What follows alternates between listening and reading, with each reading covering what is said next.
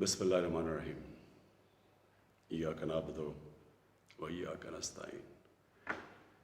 میرے پاکستانیوں، آج میں یہ جو سینٹ کا الیکشن ابھی ہوا ہے اس کے اوپر میں آپ سب سے اپنی قوم سے بات کرنا چاہتا ہوں۔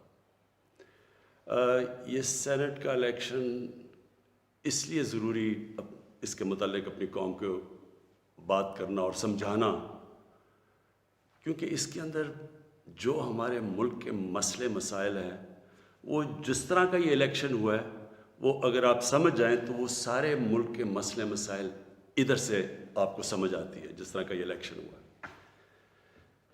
سب سے پہلے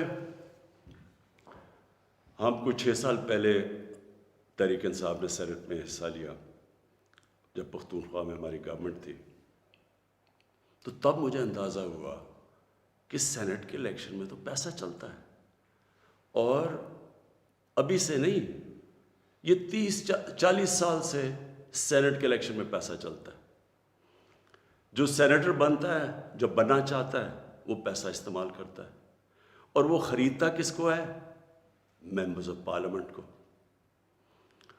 تو مجھے بڑی حیرت ہوئی جب مجھے پتہ چلا، اور تب سے میں نے کیمپین شروع کی کہ یہ کیا مذاق ہو رہا ہے ہماری جمہوریت کے ساتھ، کہ کیسی جمہوریت ہے جس کے اندر ملک کی لیڈرشپ، یہ یاد رکھیں سینٹ کے اندر ملک کی لیڈرشپ آتی ہے، اور جو ممبرز آف پارلیمنٹ ہیں ان میں سے ملک کی لیڈرشپ آتی ہے، ان میں سے وزیر بنتے ہیں، ان میں سے وزیر اعظم بنتے ہیں، ان میں سے وزیر اعلیٰ بنتے ہیں۔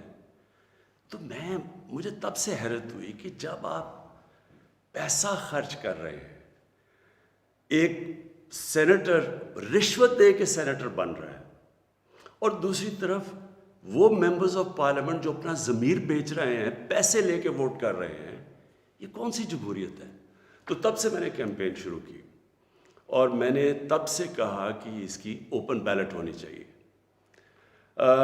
ہمارا جب دوسرا سینٹ کا الیکشن ہوا 2018 میں، ہمیں پتہ چلا ہمارے تقریباً 20 ممبر آف پارلیمنٹ بک گئے تھے، انہوں نے پیسے لے کے اپنی ووٹ بیچی، ہم نے 20 ممبرز کو نکالا۔ لیکن پھر میں نے دیکھا کہ یہ صرف میں نہیں کہہ رہا، یہ دونوں مین پارٹیز، انہوں نے چارٹر آف ڈیموکریسی میں، پیپلز پارٹی اور نون لیگ نے چارٹر آف ڈیموکریسی میں سائن کیا کہ اوپن بیلٹ ہونا چاہیے، کیونکہ سینٹ کے الیکشن میں پیسہ چلتا ہے۔ اور پھر بعد میں ان کی سٹیٹمنٹس آئیں، ان کے پی ایم ایل این کے پارٹی لیڈر نے بھی سٹیٹمنٹ دی، اس کی بھی آئی، ان کے سینئر، ان کے جو آفس بیئرز ہیں ان کی سٹیٹمنٹس آئیں۔ تو جب یہ سینٹ الیکشن کے اوپر یہ آ رہا تھا، ہم نے پارلیمنٹ میں اپنا بل بھی پیش کیا کہ اوپن بیلٹ ہونا چاہیے۔ ہم نے پھر جب دیکھا کہ نہیں ہو رہا تو باقی پارٹیز جو کہ کہہ بیٹھی تھی کہ اوپن بیلٹ ہونا چاہیے، جب انہوں نے ہماری حمایت نہیں کی تو ہم سپریم کورٹ میں گئے۔ سپریم کورٹ میں پورا کیس ہوا، اس کیس کے اندر ججز صاحبان نے بار بار پوچھا کہ پیسہ چلتا ہے، اور اس کے دوران ایک ویڈیو نکلائی جو 2018 میں سینٹ الیکشن میں ایم پیز پیسے لے رہے تھے، وہ ویڈیو بھی نکلائی، یعنی کسی کو کوئی شک نہیں تھا۔ پھر جب یہ عدالت کے اندر، سپریم کورٹ کے اندر جب اس کی بات چیت چل رہی تھی، تو الیکشن کمیشن نے اوپن بیلٹ کے خلاف گئی، اور سپریم کورٹ بار بار کہتا رہا کہ آپ کی ذمہ داری ہے صاف اور شفاف الیکشن کروانے کی۔ اور وہ ساری پارٹیز، پی ڈی ایم کی پارٹی سب اکٹھی ہو گئی، سب نے اکٹھے ہو کے کہا کہ نہیں جی سیکرٹ بیلٹ ہونی چاہیے، جبکہ ماضی میں یہ خود کہتے رہے کہ اوپن بیلٹ ہونی چاہیے۔ اب میں آپ سب سے یہ سوال پوچھتا ہوں کہ آپ کا کیا خیال ہے کہ کیا وجہ تھی کہ یہی پارٹیز پہلے چاہتی تھیں کہ سیکرٹ اوپن بیلٹ ہونی چاہیے، اب کیوں یہ ساروں نے زور لگایا کہ سیکرٹ بیلٹ ہونی چاہیے؟ یہ جمہوریت کے خلاف ہے، یہ آئین کے خلاف ہے۔ تو پہلے یہ آئین کے خلاف نہیں تھی جب انہوں نے چارٹر آف ڈیموکریسی میں سائن کیا تھا، انہوں نے سینٹ کے اندر یہ بل ایک نکالا ہوا تھا، یہ ایک فورم کے اندر انہوں نے تب بھی کہا ہوا تھا کہ اوپن بیلٹ ہونی چاہیے۔ تو میں آج اپنی قوم کے سامنے یہ رکھتا ہوں کہ یہ کیا ہوا، یہ آپ نے سمجھنا ہے۔ ہوا یہ کہ یہ جب سے ہماری حکومت آئی ہے، سب سے ان کو جتنے بھی یہ پرانی پولیٹیکل پارٹیز کے اندر کرپٹ لوگ تھے اور ان کے لیڈرز، ان سب کو خوف ہو گیا کہ کیونکہ یہ عمران خان نے اپنی پوری کرپشن کے اوپر کیمپین کی ہوئی ہے، اب یہ کہیں ہمارے کرپشن کے کیسز کے اوپر آگے نہ بڑھے۔ اور یہ میں آپ کو یاد کرا دوں کہ کرپشن کے کیسز ان کے پرانے ہیں، یہ کرپشن ہم نے نہیں کیسز بنائے، یہ ان کے دور کے کیسز بنے ہوئے ہیں۔ ہمارے دور میں تو صرف کوئی 5% بھی کیسز نہیں ہوں گے، سارے پرانے تھے۔ تو یہ تب سے سب اکٹھے ہو گئے، اور میں نے پہلے دن بھی جب میں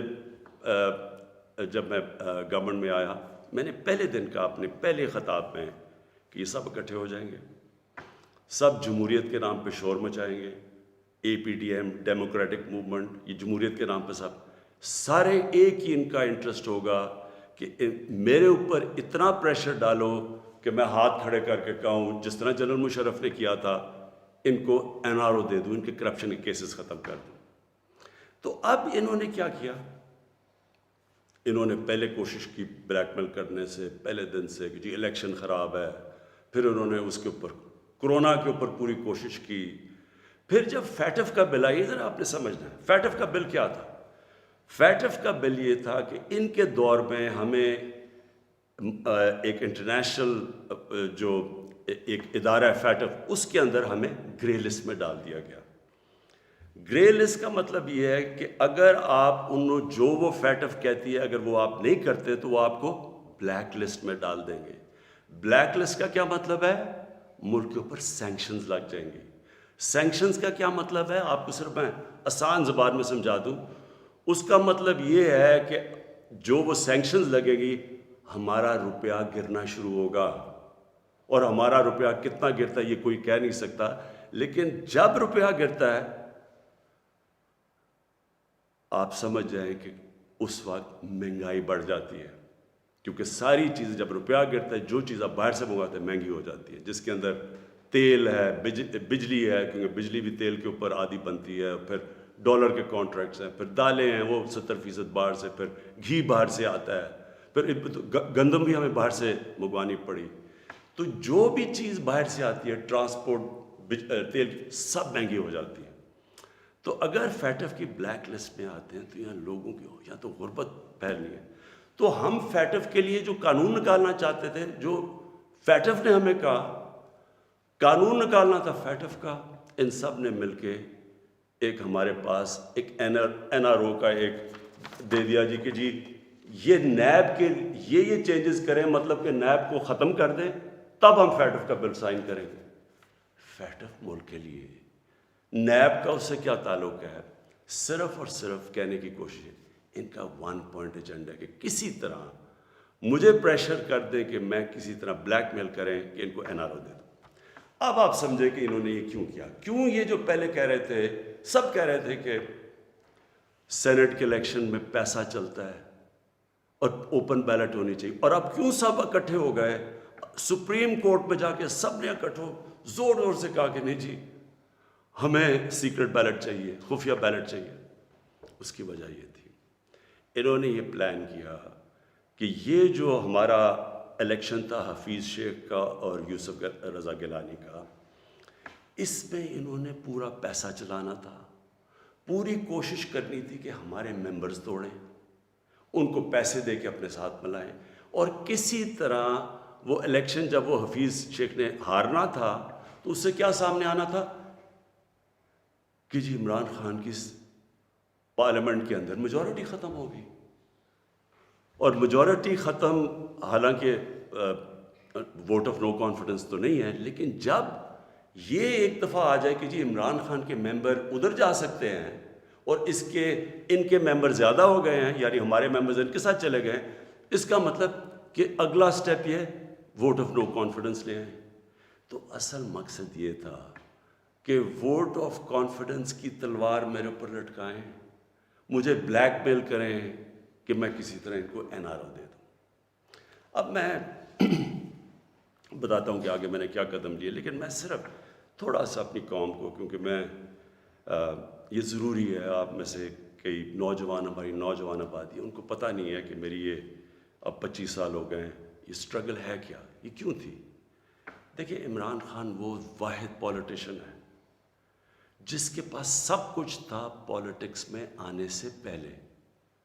میں وہ آدمی ہوں جس کو شاید ملک میں سب سے زیادہ شہرت تھی، جتنا پیسے تھے میری زندگی کے لیے بہت تھے، مجھے کسی چیز کی ضرورت نہیں تھی جب میں پولیٹکس میں آیا۔ میں آیا کیوں پولیٹکس میں؟ ہم وہ ہیں جنریشن جو پہلی، میرے والد، میری والدہ ایک غلام ہندوستان میں پیدا ہوئے تھے۔ میں پہلا پاکستانی جنریشن تھا جو آزاد ملک میں پیدا ہوا تھا، اور ہمیں اپنے ملک پہ بڑا فخر تھا۔ جیسے ہمارا ملک اٹھتا جا رہا تھا، آج سے 50 سال پہلے، 55 سال پہلے پاکستان کی مثال دی جاتی تھی دنیا میں، ہمیں فخر ہوتا تھا۔ پاکستان کا دنیا کے اندر ایک رتبہ تھا۔ ہمارا جب یہاں سے پریزیڈنٹ باہر گیا تو اس کو ایئرپورٹ پہ امریکن پریزیڈنٹ ملنے آیا۔ یہ اور بھی چھوڑے، یعنی ہماری ہر طرح ایک ملک میں ایک ہوپ تھا، اوپر جا رہے تھے ہم۔ تو آہستہ آہستہ میں نے اپنا ملک نیچے آتے دیکھا، اور جو 1985 کے بعد اس ملک میں تباہی مچی، جب سے کرپشن یہ آسمانوں پہ گئی، نان پارٹی بیس الیکشن ہوا تھا، آپ کو موقع ملے تو وہ ضرور پڑھے، کیونکہ وہ ایک ایسا جسے ٹرننگ پوائنٹ کہتے ہیں، جس کے بعد ہماری تقدیر بدلی، جس کے بعد کرپشن بڑھنی شروع ہوئی پاکستان میں، جس وقت پولیٹکس کے اندر پیسہ چلنا شروع ہوا۔ یہ یاد رکھیں 1985 تھا وہ۔ تو ہم دیکھ رہے تھے کہ آہستہ آہستہ پیسہ اقتدار میں کیوں آ رہے ہیں جی؟ بزنسز چلانے کے لیے۔ پرائم منسٹر بن رہا ہے تو فیکٹریاں بننی شروع ہو گئی، پرائم منسٹر بننا ہے تو بزنس مین بننا، 7 وزیروں نے پیسہ بنانا شروع کر دیا۔ 85 کے بعد ہمارا ملک جانا شروع ہوا نیچے۔ اس سے پہلے ہندوستان اور پاکستان کے اندر میں آپ کو فرق بتاؤں، میں جب کرکٹ کھیل کے ہندوستان سے پاکستان آتا تھا تو لگتا تھا غریب ترین ملک سے امیر ترین ملک میں آ گیا ہوں، اور آہستہ آہستہ آہستہ ہم نے چینج دیکھا یہ آتے ہوئے۔ میں اس لیے پولیٹکس میں آیا تھا، اور میرا مقصد کیا تھا؟ دیکھیں، میں نے تو بہت اپنا وقت باہر کی دنیا میں گزارا ہے۔ میں نے مغربی ممالک دیکھے ہیں، میں نے انگلینڈ کے اندر ان کے سارے سسٹمز دیکھے ہیں۔ فرق کیا ہے؟ کیا وجہ ہے کہ ایک ملک اوپر چلا جاتا ہے اور دوسرا ملک سارے وسائل کے باوجود نیچے آ جاتا ہے؟ وہ ہے لفظ انصاف، قانون کی بالادستی۔ نبی صلی اللہ علیہ وسلم نے مدینہ کی ریاست کی بنیاد کس چیز پہ رکھی تھی؟ عدل اور انصاف پہ۔ انہوں نے جب کہا تھا، اور وہ اچھا یہ ہے کیا انصاف؟ قانون کی بالادستی کا مطلب کیا ہے؟ میں چاہتا ہوں سب نوجوان آپ سب سمجھیں۔ قانون کی بالادستی کا مطلب یہ ہوتا ہے کہ طاقتور اور کمزور ایک ہی برابر ہوں، قانون ان سے ایک طرح کرے۔ جب نبی صلی اللہ علیہ وسلم نے کہا تھا کہ تمہارے سے پہلے بڑی قومیں برباد ہوئی، جو طاقتور کے لیے ایک قانون، کمزور کے لیے دوسرا قانون، وہ قومیں تباہ ہو جاتی ہیں۔ جو جب انہوں نے کہا کہ میری بیٹی بھی اگر جرم کرے گی اس کو سزا ملے گی، کہنے کا مطلب یہ ہے کہ قانون یعنی انصاف وہ ہوتا ہے جو طاقتور کو قانون کے نیچے لے کے آتا ہے۔ اب یہاں کیا ہو رہا تھا؟ جو طاقتور، اس کے لیے سارا ایک قانون، وہ چوری کر رہا ہے، وہ پیسے بنا رہا ہے، وہ منی لانڈرنگ کر رہا ہے، وہ پلاٹوں کے اوپر قبضے کر رہے ہیں، وہ سرکاری ان کو کوئی پکڑ نہیں رہا تھا۔ بیچارے غریب لوگ جیلوں میں بھرے ہوئے تھے۔ میں نے بھی جب جنرل مشرف کے دور میں کوئی 8-9 دن جیل میں گزارے ہیں، وہاں صرف غریب لوگ آپ کو نظر آتے ہیں، لگتا ہے صرف غریب ہی چوری کرتا ہے۔ دیکھیں، یہ آپ کو آج میں صرف سمجھانے کی کوشش کر رہا ہوں کہ میری سٹرگل ہے کیا۔ 2 چیزیں ہوتی ہیں۔ جب طاقتور کو ایک ملک کا قانون اس کو پکڑتا نہیں ہے، جب وہ کوئی جرم کرتا ہے تو وہ ملک اپنی تباہی کی طرف چلا جاتا ہے، جس طرح ہمارے نبی صلی اللہ علیہ وسلم نے کہا تھا۔ وہ کیوں چلا جاتا ہے؟ میں یہ بھی آپ کو سمجھاتا ہوں۔ دیکھیں، چھوٹے چوری کرتے ہیں، غریب آدمی چوری کرتا ہے، پٹواری چوری کرتا ہے، تھانے دار، وہ پیسے بناتے ہیں، تنگ ہوتے ہیں لوگ۔ لیکن جب ملک کا پرائم منسٹر اور منسٹر چوری کرتا ہے تو وہ ایک ملک کو مقروض کر کے رکھ دیتا ہے. وہ کیسے کرتا ہے؟ میں پرائم منسٹر ہوں، سارے جتنے میرے جیل میں چور بھرے ہوئے ہیں ان کی ساری چوریاں اکٹھی بھی کر دو تو وہ کتنے کی بن جائے گی؟ 2 3 4 ارب 5 ارب 6 ارب. میں پرائم منسٹر ہوں، میں ایک پروجیکٹ کے اندر میں اربوں روپیہ بنا سکتا ہوں. کیسے؟ میں پاور پروجیکٹ لگاؤں، اور یہاں ہوا ایسے، پاور پروجیکٹ لگاتا ہوں 100 ارب کا، وہ ہوتا ہے اس کی قیمت 100 ارب، میں اسے کہتا ہوں 130 ارب کر دو. 30 ارب سیدھے میرے باہر ہی ملک سے باہر ہی چلے جاتے ہیں، میرے اکاؤنٹ میں آ جاتے ہیں. اب وہ جو 30 ارب، سب سے پہلے تو سارے ملک کے چور ملا کے بھی 30 ارب چوری نہیں کرتے. وہ جو جیلوں میں بیچارے ہیں، مشکلوں میں، کوئی بے روزگار ہے، کوئی 100 مسئلے ہوتے ہیں عام آدمی کے. کئی تو ہوتے بھی چور ہیں لیکن کئی بیچارے مجبور بھی ہوتے ہیں، وہ تو جیلوں میں ہیں. سیدھا بیٹھ کے 30 ارب ایک ڈیل میں بنا سکتا ہوں. اور اچھا، اس کی قیمت کون ادا کرتا ہے؟ آپ ادا کرتے ہیں. وہ کیسے ادا کرتے ہیں؟ کہ جو 130 ارب کا جب پروجیکٹ بن جاتا ہے تو اس کا جو بجلی کی قیمت ہے وہ اوپر چلی جاتی ہے. آپ اگر کہیں پتہ چلوائیں کہ وہی پروجیکٹ جو پاکستان میں لگے ہوئے ہیں وہ کتنے پہ لگے ہیں، اور جو وہی پروجیکٹ باہر کہیں بجلی کے لگے ہیں ان کی کتنی قیمت ہے، تو اس کی کون قیمت ادا کرتا ہے؟ قوم ادا کرتی ہے. قوم مقروض ہو جاتی ہے.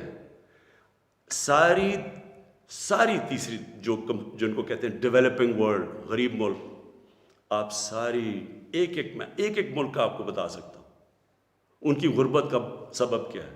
وہاں ان کے بھی پرائم منسٹر بیٹھے ہیں، پریزیڈنٹ بیٹھے ہیں، وزیر بیٹھے ہیں، وہ بھی ملک کا پیسہ چوری کرتے ہیں. پھر ان کو مجبوری باہر بھجوانا پڑتا ہے کیونکہ ملک میں نظر آ جائے گا نا پیسہ، اس لیے وہ پھر باہر، یہ جس طرح یہ چینی والا اور یہ پاپڑ والا، ان کے نام پہ باہر اس لیے بھجوانے پڑتے ہیں کہ پکڑے نہ جائیں. اب جب وہ پیسہ باہر جاتا ہے وہ دگنا ملک کو نقصان ہو جاتا ہے. آپ کو پتہ ہے ایک یونائٹڈ نیشنز کا ایک ادارہ ہے، میں یہ چاہتا ہوں کہ آپ پورا سمجھیں کہ اس ملک سے یہ تھوڑے سے جو مل کے یہ جو بڑے بڑے مجرم ہیں کر کیا رہے ہیں آپ کے ملک سے. یہ ہمارے ملک میں نہیں صرف ہو رہا، یہ غریب ملکوں میں سب میں یہی کہانی ہے. جو ایک ادارہ ہے اس کو کہتے ہیں فیکٹ آئی، یہ یونائٹڈ نیشنز کا ادارہ ہے. یہ کیا کرتا ہے؟ یہ پوری طرح ریسرچ کرتا ہے کہ غریب ملکوں سے پیسہ امیر ملکوں میں کتنا پیسہ جاتا ہے، یا آف شور اکاؤنٹس میں کتنا جاتا ہے، یا بڑے بڑے لنڈن اور نیو یارک میں بڑے بڑے غریب ملکوں سے لوگ جو گھر خریدتے ہیں وہ اس کی سروے کرتا ہے. اس کے مطابق ہر سال 1000 ارب ڈالر غریب ملکوں سے امیر ملکوں میں جاتا ہے، آف شور اکاؤنٹس میں جاتا ہے. یہ فیکٹ آئی کی رپورٹ ہے. آپ کو پتہ ہے ہمارا سارا 22 کروڑ لوگوں کا بجٹ کتنا ہے؟ مشکل سے 60 ارب ہے. ہم 22 کروڑ لوگ جو ہیں، ہمارا سارا بجٹ 60 ارب ہے.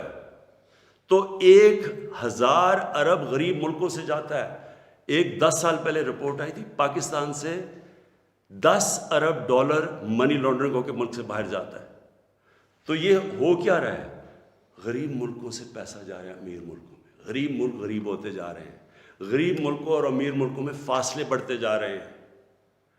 غریب ملک جو پیسہ ان کا ادھر خرچ ہو تاکہ روزگار ملے تو اسکولوں پہ چلے، یا وہاں وہ اس ملک کے اندر اکنامک گروتھ ہو، وہ پیسہ ملک سے باہر چلا جاتا ہے. تو جو پرائم منسٹر اور وزیر جب کرپشن کرتے ہیں وہ ملک کو مقروض کر دیتے ہیں، قرضے چڑھ جاتے ہیں. وہ قرضے اتارنے کے لیے ٹیکس لگانے پڑتے ہیں. ٹیکس سے مہنگائی ہوتی ہے، مہنگائی سے غربت ہوتی ہے. دوسرا، جب وہ ڈالر باہر بھیجتے ہیں روپے پہ پریشر پڑتا ہے، جب روپیہ گرتا ہے باہر سے ساری چیزیں پھر مہنگی ہو جاتی ہیں. تو یہ جو میری سٹرگل ہے اس کا مقصد کیا تھا؟ کیونکہ میں نے تو دنیا میں دیکھا ہوا تھا، جو امیر ملک سوئٹزرلینڈ جو میں نے دیکھے ہیں ان ساروں کے اندر قانون کی بالادستی کا مطلب طاقتور قانون کے نیچے ہے. ہمارے ملک میں آپ نے تماشا دیکھا، جنرل مشرف اتنی طاقت اس کے پاس، فوج اس کے نیچے، عدلیہ اس کے نیچے، اپوزیشن وہ نہیں. اس نے پریشر میں آ کے ان دونوں پارٹیز کو NRO دے دیا. وہ NRO کی وجہ سے آج جب ہماری حکومت آئی ہے، جتنا ہم ٹیکس کا پیسہ اکٹھا کرتے ہیں آدھا چلا جاتا ہے ان کے لیے ہوئے قرضوں کی قسطوں پہ. ہم نے تو اپنا بجٹ بیلنس کر دیا, ہم نے تو خرچے اور آمدنی کو بیلنس کر دیا, لیکن جو قرضوں کی قسطیں دینی پڑتی ہے وہ ہمارے اوپر بوجھ بڑھا ہوا. یہ ساری غریب ملکوں کی یہی سٹوری ہے. میں یہ آپ کو اس لیے بتا رہا ہوں آپ کو پتہ چلے کہ اس ملک, ہم ایک غریب ملک نہیں ہیں, اللہ نے اس کو سب کچھ دیا ہوا ہے, لیکن کوئی دنیا کا ملک آگے نہیں بڑھ سکتا جس کے اوپر بیٹھے ہوئے طاقتور اس ملک کا پیسہ نکال رہے ہوں باہر. کوئی ملک نہیں چل سکتا. اب واپس آ جائیں سینٹ پہ. یہ کیوں سینٹ کا الیکشن امپورٹنٹ تھا, انہوں نے کیوں اتنا زیادہ زور لگایا پتہ ہوتے ہوئے کہ پیسہ چلنا ہے سیکرٹ بیلٹ میں؟ یہ کیوں سب اکٹھے ہو کے انہوں نے کوشش, یہ پورا یہ جو ڈرامہ کیا ہے. اگر اوپن بیلٹ ہو جاتی تحریک انصاف کو تو ہمیں اتنی سیٹیں ملنی تھی جتنی ملی ہیں سینٹ میں. ہمیں, ہمارا تو یہ جو کہہ رہے ہیں نا کہ بہت بڑا کوئی مارکا مار لیا, ہمیں تو اتنی سیٹیں مل گئی ہیں, ہم تو سب سے بڑی پارٹی بن گئے سینٹ میں. لیکن انہوں نے جو سارا ڈرامہ کیا ہے وہ ایک حفیظ شیخ کی سیٹ کے اوپر, اور سارا جو پیسہ لگایا ہے, جو یوسف رضا گیلانی کا پیسے بانٹ رہا تھا شام کو, لوگوں کی ضمیر خرید رہا تھا, اور وہ جو ہمارے, میں نے جب اپنے ایم این اے سے جب میٹنگ کی, ہماری خواتین نے ہمیں بتایا کہ جی ہمیں کال کر کے آفرز مل رہی تھی. کوئی ہماری پرانی پی ٹی آئی کی وہ کال کر کے کہہ رہی تھی 2 کروڑ سے بولی لگ رہی تھی. اب میں الیکشن کمیشن سے تھوڑا بات کرنا چاہتا ہوں. دیکھیں, الیکشن کمیشن آپ کا بہت بڑا رول ہے. آپ کی سب سے بڑی ذمہ داری صاف اور شفاف الیکشن ہے. یہ آپ کی آئینی ذمہ داری ہے. پہلے تو مجھے یہ نہیں سمجھ آئی کہ آپ نے عدالت میں کیوں جا کے کہا کہ جی خفیہ بیلٹ ہونی چاہیے. مجھے یہ بتائیں, کوئی آئین اجازت دیتا ہے چوری کرنے کی, رشوت دینے کی کوئی آئین اجازت دیتا ہے جو 30 سال سے ہو رہا ہے؟ پھر جب آپ کو سپریم کورٹ نے موقع دیا, کیا انہوں نے آپ کو کہا کہ ہاں اس دن سیکرٹ بیلٹ کروا لو, لیکن اس کے بعد ان کی آئیڈینٹیفیکیشن رکھو بیلٹ کی کہ ہم مثلا آج پتہ چلوانا چاہتے ہیں جی ہمارے 15-16 لوگ جو بکے ہیں, میں ورڈ یوز کر رہا ہوں بکے ہیں, ہمیں پتہ تو چلے وہ کون ہے. آپ نے ان مجرموں کو بھی بچا لیا یہ سیکرٹ بیلٹ کروا کے. آپ نے ہماری جمہوریت کو نقصان پہنچایا ہے. مجھے بتائیے کون سی جمہوریت ہے جدھر پیسے دے کے کوئی سینٹ بنتا ہے؟ یہ جمہوریت ہے؟ جمہوریت کا تو مطلب ہوتا ہے الیکشن سے لوگ اوپر آتے ہیں. یہ پیسے دے کے اوپر آنے کا یہ جمہوریت ہے؟ دوسرا مجھے بتائیں کہ جو ہمارے بچے ہیں, ہمارا ایک نوجوان آبادی ہے, اب ہم کیا ان کے لیے مثال سیٹ کر رہے ہیں؟ سارے ملک کے سامنے پیسے چل رہے ہیں, وہ ویڈیو چل رہی ہے پیسے کی. اس سے پہلے ویڈیو چلی جو 2018 کے الیکشن میں کہ جناب وہ ایم پیز کروڑوں روپیہ ایسے کر کے بیگز میں ڈال رہے ہیں. کوئی کچھ کوشش کی؟ کیا آپ کو یہ نہیں پتا کہ آپ کی ذمہ داری تھی انویسٹیگیٹ کرنے کی؟ ساری ایجنسیز آپ کے نیچے ہیں, سب کے سامنے یہ تماشا ہوا.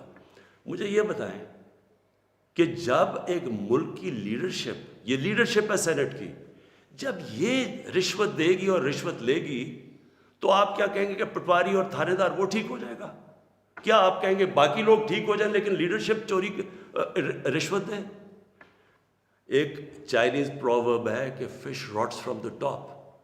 جب اوپر آپ کرپشن کی اجازت دے رہے ہیں اور آپ کے سامنے ہوئی ہے اور آپ کو پتہ تو ہونی ہے. میں کہتا کیا, میں نے الیکشن سے پہلے کہا کہ ریٹس لگ گئے لوگوں کے, بولیاں لگ رہی ہیں.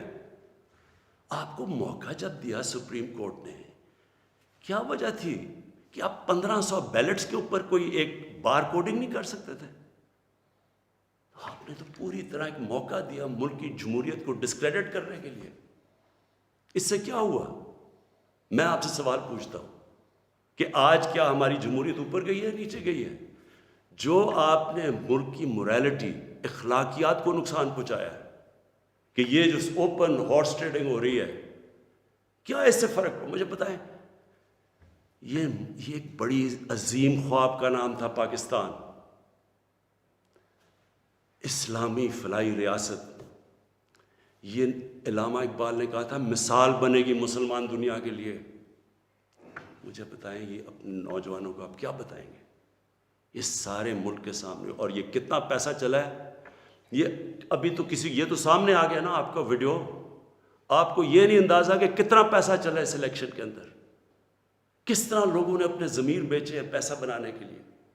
کس طرح ہماری پالیٹکس کو کرپٹ کیا گیا ہے. جو کروڑوں روپیہ خرچ کر کے سینیٹر بنے گا وہ حاتم طائی ہے. وہ آ کے ملک کی خدمت کرے گا. وہ یہ پیسہ کدھر سے ریکور کرے گا. پھر کہتے ہیں جی کہ دیکھیں جی کرپشن بڑی بڑھ گئی ہے ملک میں. کبھی قانون سے بھی کوئی کرپشن ختم ہوئی ہے؟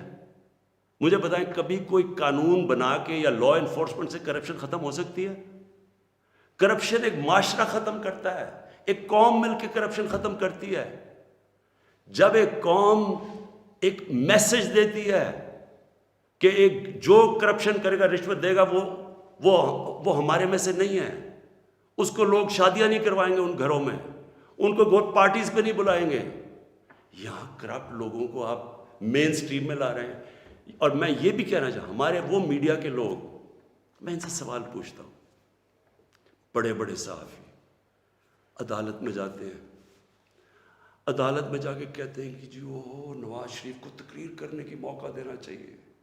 وہ نیلسن منڈیلا تقریر کرے گا ملک کو پتہ نہیں کیا فائدہ ہوگا. ایک آدمی سپریم کورٹ سے کنوکٹ, ایک مجرم جھوٹ بول کے ملک سے بھاگا ہوا, جس کے اوپر اربوں اربوں روپے کی چوری, اس کے بیٹوں کے اربوں روپے کی پراپرٹیز میں رہ رہے ہیں لنڈن. ملک سے کیوں بھاگے ہوئے جی؟ ہم برطانوی سٹیزن ہیں. وہ تو جی بکنگم پیلس میں پیدا ہوئے تھے نا. کدھر سے پیسہ آیا ان کے پاس؟ یہ یہاں سے پیسہ چوری کر کے باہر بیٹھے ہوئے ہیں. وہ باہر بیٹھا ہوا ہے, اس کا منشی جو دماد ہے وہ باہر بیٹھا ہوا ہے, ان کے بچے باہر بیٹھے, سارے اربوں پتی ہیں. کوئی جواب. اور یہاں ہمارے صحافی کہہ رہے ہیں کہ جو اسے تقریر کرنے کا موقع دے. وہ کوئی جیل سے نکلتا ہے اربوں روپے کی کرپشن کے چارج, وہ جا کے پھول پھینک رہے ہیں لوگ اس کے اوپر. مجھے یہ بتائیں کیسے کرپشن ختم ہوگی؟ جب آپ معاشرہ جب ان کرپٹ لوگوں کو ایکسیپٹیبل کر دے گا. یہ کھلے عام جب یوسف رضا گیلانی یہ جب بنے گا سینیٹر اور وہ پیسے چلا کے, اور ہم اس کو ایکسیپٹ کریں گے جی ہو جی جمہوریت ہے بڑی آ گئی. یہ صرف میں یہ سمجھنے کی کوشش کر رہا ہوں کہ کیا ہمیں فکر ہے اپنے آنے والے بچوں کی, اپنی جنریشنز کی, اپنی نسلوں کی, کہ کیا ہم ایگزامپل سیٹ کر رہے ہیں ان کے لیے. میں اپنی ساری قوم سے پوچھتا ہوں کہ اگر آپ ان لوگوں کو ایکسیپٹ کر لیں گے جو بڑے بڑے ڈاکو, کیا عمران خان کی اکیلے کی ذمہ داری لگی ہوئی ہے کہ ان کے پیچھے پڑا رہے؟ یہ آپ سب کی ذمہ داری ہے. سنگاپور کے اندر جب ایک وزیر نے چوری کی, کرپشن کی, لی کوان یو جو ان کے پرائم منسٹر کا سب سے قریبی تھا, اس نے جب اس کو سزا دلوائی اس نے خودکشی کر لی, کیونکہ اسے پتا تھا معاشرے میں اب میری جگہ ختم ہو گئی ہے. اس کو معاشرے میں ہال نہیں ڈالیں گے, پھول نہیں پھینکیں گے کہ نیب سے باہر آ رہے جی پھول پھینک رہے ہیں. کوئی نہیں پوچھ رہا کہ اس نے کتنی کرپشن کی ہے. میرے پاکستانیوں, دیکھیں یہ آپ کے اوپر ہے. کیا آپ اپنے ملک کو اوپر لے جانا چاہتے ہیں یا ان چوروں کے ساتھ کمپرومائز کرنا چاہتے ہیں؟ ہم آج اس لیے یہاں ہیں کہ ہم نے چوری ایکسیپٹ کی, چوروں کو ایکسیپٹ کیا. ہم نے ان لوگوں کو جب ہمیں پتہ ہوتے ہوئے کہ انہوں نے آپ کا پیسہ میرا تو نہیں پیسہ چوری ہوا, یہ جو پیسہ باہر گیا یہ میرا تو پیسہ نہیں باہر گیا, یہ ہمارا پیسہ باہر گیا ہے. یہ کانٹریکٹس کے اوپر پیسہ بناتے ہیں, ہر چیز کے اوپر. سڑک جو بنی ہوتی ہے 1 ارب روپے میں وہ بناتے ہیں 1.5 ارب روپے میں, باقی پیسہ ان کی جیب میں. اور وہ سارا آپ ساری قوم جو ہمارے اوپر قرضے چڑھے ہوئے ہیں, پیچھے تو جائیں یہ قرضے چڑھے کیسے ہیں؟ کون سی قوم آگے بڑھ سکتی ہے؟ ایک مجھے قوم بتائیں, ایک ملک بتائیں, ایک مجھے ملک بتائیں جس کے پرائم منسٹر اور وزیر چوری کر رہے ہوں اور وہ ملک ترقی کر رہا اور خوشحالی ہو. اور جو ملک سزا اور جزا نہیں کرتا, طاقتور کو سزا نہیں دیتا, وہ طاقتور جو مرضی کرے, وہ اچھا وہ بدقسمتی سے ان کو وی آئی پیز کی طرح ٹریٹ کیا جاتا ہے. جیلوں میں بھی وہ وی آئی پی ہیں.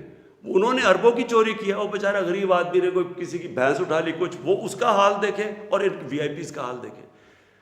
قوم کرپشن سے لڑتی ہے, قانون اکیلا کرپشن نہیں ختم کر سکتا. یہ جو آپ نے ڈرامہ دیکھا ہے آپ کے سامنے جو ہوا ہے, ساری قوم نے دیکھا ہے کہ پیسے دے کے ایک وزیر جیت گیا اور بڑی تالیاں بجے, جی بہت بڑا زبردست کام کیا اس نے. اس کا ماضی اٹھا کے دیکھیں, $60 ملین کا پاکستان کا پیسہ پڑا تھا سوئٹزرلینڈ میں. آصف زرداری تو کہہ ہی نہیں سکتا تھا میرا, کیونکہ اس نے تو کوئی ڈکلیئر ہی نہیں کیا, چوری کا پیسہ تھا.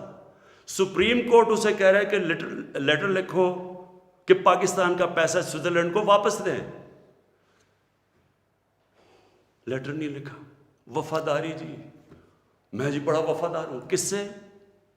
کسی انسان سے وفادار ہوں. پاکستان کا پیسہ سوچیں, 8-9 ارب روپیہ پاکستان کا باہر پڑا ہے, وہ آ جاتا, ہم اسے کیا کیا کر سکتے ہیں. اسکول بنا سکتے ہیں, لوگ ہسپتال, 100 چیزیں کر سکتے ہیں. لیکن جی اس نے وہ تو یہ اس کی سب سے بڑی ہے, اس پہ ڈسکوالیفائی ہوا ہے. آج بڑے زوروں شوروں سے جی سینیٹر بن گیا, جی بہت بڑی کامیابی ہوئی ہے. اب میں آخر میں اپنی آپ سے آخری جو بات کرنا چاہتا ہوں وہ یہ, ان کا خیال یہ تھا کہ میرے اوپر یہ نو کانفیڈنس کی تلوار لٹکائیں گے, اور میں کیونکہ مجھے کرسی بڑی عزیز ہے تو میں ان کو کہوں گا کہ جی ہاں جی ٹھیک ہے, میں آپ کو NRO دے دیتا ہوں, یعنی آپ کی جتنے بھی کیسز نے آپ کو ختم کر دیتا ہوں. میں پرسوں کانفیڈنس پوشن لے رہا ہوں, اسمبلی کے پاس جا رہا ہوں, کانفیڈنس اپنی اسمبلی کو کہہ رہا ہوں آپ بتائیں سامنے, کیونکہ وہ تو اوپن ہوگا نا. یہ آپ کا ڈیموکریٹک, میں اب اپنے سارے ممبرز کو کہہ رہا ہوں, یہ آپ کا جمہوری رائٹ ہے. آپ کہہ سکتے ہیں کہ جی ہم عمران خان کے ساتھ نہیں ہیں, میں آپ کی عزت کروں گا, ٹھیک ہے, میں نااہل ہوں, اتنا قابل نہیں ہوں. آرام سے ہاتھ کھڑے کریں کہ نہیں ہے, میں اپوزیشن میں چلا جاؤں گا, اگر آپ جیت جاتے ہیں میں اپوزیشن میں بیٹھ جاؤں گا. لیکن خفیہ طور پہ ہاں جی ہم آپ کے لیے ووٹ کریں گے, پیسے لے کے کسی اور کو ووٹ کریں, آپ اپنی آخرت تباہ کرتے ہیں. خوف خدا ہونا چاہیے آپ کو, اوپر والا تو سب کچھ دیکھ رہا ہے, ہمیشہ فکر کیا کرے اپنی آخرت کی. تو میں کانفیڈنس لوں گا جا کے اپنی اسمبلی سے, اور میں آپ کو یہ بتا دوں, یہ اب میں ذرا مخاطب ہوں, یہ جو سارے PDM کے جتنے یہ بڑے بڑے جو ان کے جو یہ جو بڑے بڑے کیا ہیں, یہ جو بھی ہیں, آپ سب کو میرا یہ پیغام ہے, دیکھیں مجھے اگر پاور ملی جاتی ہے مجھے کیا فرق پڑتا ہے. میں نے کوئی فیکٹریاں بنائی ہیں آ کے, میں نے کوئی اپنے رشتہ داروں کو کہیں بڑے بڑے عہدے دیے ہیں, میں تو کوئی باہر جا کے یہاں پیسے نکال کے تو بڑے بڑے کوئی مے فیئر میں نے کوئی بڑے بڑے گھر لے لیے ہیں. میں تو اپنے گھر میں رہتا ہوں, سوائے حکومت کا میرے اوپر پیسہ ایک ٹریول پہ اور ایک سیکیورٹی پہ, اس کے علاوہ سارے خرچے میں اپنے برداشت کرتا ہوں. سارے میرے ٹریول دیکھے, جب میں باہر گیا ہوں 10 گنا کم پیسہ خرچ کیا میں نے ٹریول میں, کیونکہ مجھے یہ نہیں کہ میں آپ کو کہہ رہا ہوں, مجھے خوف خدا ہے, میرے ملک میں بھوک ہے, مشکل وقت سے ملک گزر رہا ہے, میں اپنے ملک کا پیسہ بچاتا ہوں. میری زندگی میں کوئی فرق نہیں پڑے گا اگر میں اقتدار میں نہ ہوں, کوئی میری زندگی میں نہیں فرق پڑے گا.